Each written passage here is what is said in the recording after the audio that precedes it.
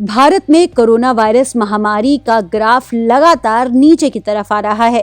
केंद्रीय स्वास्थ्य मंत्रालय के अनुसार बीते 24 घंटों में 11,039 नए मामले सामने आए, वहीं 110 लोगों की मौत हो गई। स्वास्थ्य मंत्रालय के मुताबिक देश में कोरोना संक्रमण के अब तक कुल 1,07,77,284 मामले आ चुके हैं। इनमें से 1,04,62,631 लोग कोरोना से ठीक भी हो चुके हैं। भारत में कोरोना के खिलाफ 1,60,057 एक्टिव केस हैं। देश में अब तक 1,56,596 लोगों की मौत हो चुकी है। हालांकि देश में कोरोना की रिकवरी दर लगातार बढ़ रही है। देश में बीते 24 घंटों में 14,225 लोग कोरोना संक्रमण से ठीक हुए हैं। इससे रिकवरी दर बढ़कर 97.08% हो गई है। भारत में बीते 24 घंटों में कोरोना के 3,296 सक्रिय मामले कम हुए हैं। इससे एक्टिव केस की दर 1.49% रह गई है। वहीं भारत में कोरोना की मृत्यु दर अब घटकर 1.43% हुई है। केंद्रीय स्वास्थ्य मंत्रालय के अनुसार कोरोना के खिलाफ भारत की लड़ाई अन्य मोर्चों पर भी सफल दिख रही है। बीते 24 घंटों में अरुणाचल प्रदेश, त्रिपुरा, मिजोरम, नागालैंड, लक्षद्वीप, लद्दाख, सिक्किम, मणिपुर, पुडुचेरी, गोवा, उड़ीसा और असम सहित 14 राज्य और केंद्र शासित प्रदेश ऐसे हैं जहां पर बीते 24 घंटों में कोविड-19 के कारण किसी भी मौत की सूचना नहीं है। हर दिन ठीक होने वाले मरीजों की संख्या बढ़ रही है। वहीं देश की राजधानी दिल्ली में 56% लोगों में कोरोना के खिलाफ एंटीबॉडी पाई गई है। मतलब ये कि ऐसे 56% लोग हैं जिन्हें कोविड-19 हुआ, वो उससे ठीक भी हो गए और उन्हें पता भी नहीं चला।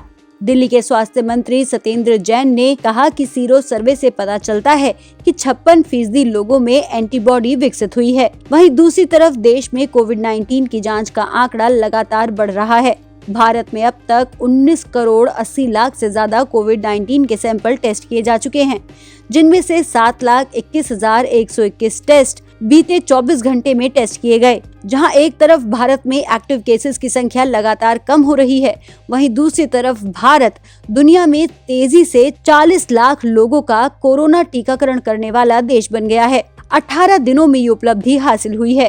केंद्रीय स्वास्थ्य मंत्रालय ने बुधवार को इसकी जानकारी दी। मंत्रालय ने बताया कि देशव्यापी अभियान के तहत 41 लाख से अधिक लाभार्थियों का टीकाकरण हो चुका है। 1 फरवरी को भारत कोरोना टीकाकरण के मामले में शीर्ष 5 देशों में शामिल हो गया था। स्वास्थ्य मंत्रालय के अनुसार देश भर में 41,38,918 लाभार्थियों का टीकाकरण हुआ है। जहां एक तरफ भारत में लगातार ज्यादा से ज्यादा लोगों को कोविड-19 वैक्सीनेशन देने का अभियान चल रहा है, वहीं दूसरी तरफ खबर आई है कि इस वैक्सीनेशन का आधे से ज्यादा खर्च पीएम केयर्स फंड से निकला है। जी हां, पीएम केयर्स कोष ने टीकाकरण अभियान के पहले चरण में 2,200 करोड़ रुपए का योगदान दिया है। ये टीकाकरण के पहले चरण की लागत का 80% से अधिक है। वह सचिव ने इसके बारे में जानकारी दी। आपात परिस्थितियों में नागरिकों की सहायता और राहत के लिए प्रधानमंत्री कोष महामारी के दौरान मार्च 2020 में स्थापित किया गया था। भारत में अब तक 2 कोविड-19 वैक्सीन, कोविशील्ड और कोवैक्सीन को आपातकालीन इस्तेमाल की अनुमति मिली थी। आपको बता दें कि वहीं दूसरी तरफ रूस की कोविड-19 के खिलाफ Sputnik V vaccine phase 3 trial में बिना किसी गंभीर साइड इफेक्ट के 91.6% कारगर दिखी है। द लेंसेट जर्नल में पब्लिश डेटा के मंगलवार को जारी अंतरिम विश्लेषण के मुताबिक फाइंडिंग करीब 20,000 प्रतिभागियों से प्राप्त डेटा के विश्लेषण पर आधारित है। जहां एक तरफ पूरी दुनिया में कोविड-19 वैक्सीनेशन अभियान जारी है, वहीं दूसरी तरफ कोरोना वायरस के दुनिया भर में 10 करोड़ 38 लाख से ज्यादा मरीज जुड़ चुके हैं। अब तक 22,51,000 से अधिक लोगों की जान जा चुकी है। लेकिन अब तक ये नहीं पता चल सका है कि आखिरकार वायरस इंसानों में कहां से आया। कुछ एक्सपर्ट का मानना है कि कोरोना वायरस चीन के वुहान की एक प्रयोगशाला से निकला और दुनिया भर में फैल गया। अब इसी लैब में विश्व स्वास्थ्य संगठन की टीम जांच के लिए पहुंची है। साल 2019 में कोरोना का पहला मामला सामने आने के बाद से ही वुहान की ये लैब शक के घेरे में है। आपको बता दें कि WHO के विशेषज्ञों ने वुहान के सी फूड मार्केट का भी दौरा किया।